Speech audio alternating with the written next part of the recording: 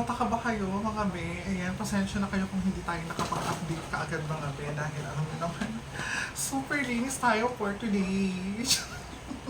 Because I'm moving out and I'm moving in.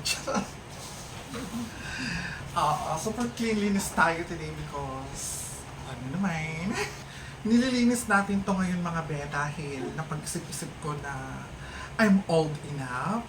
Oo, wow. Never enough. Kaya nag-moving out na ako sa aming tahanan. And now, I'm facing the reality. Pacing, letter A, pacing.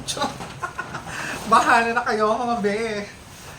Ay, nakakapagod pala. Yes, mga be. You heard it right. Wow, you heard it right.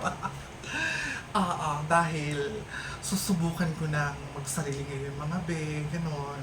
I'm moving out and now I'm moving in here.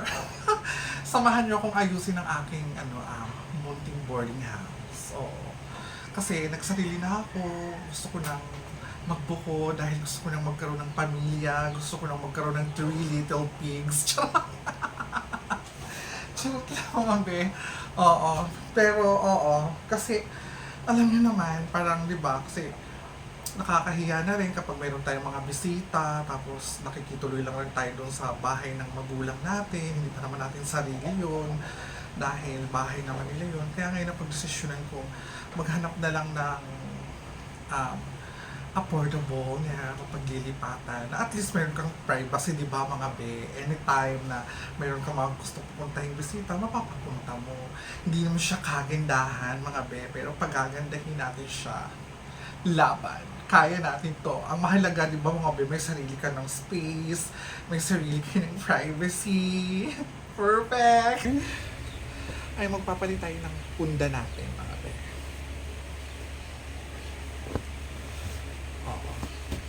Pundada.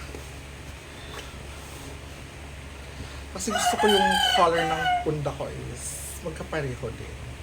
Color, kupas na pink. Kupas na pink. Ayun mga be, natapos na rin ako magpalit ng bedsheet ng aking kama. At of course, pinalitan ko na rin yung punda ng aking mga unan for a fresh tayo later. Bongga!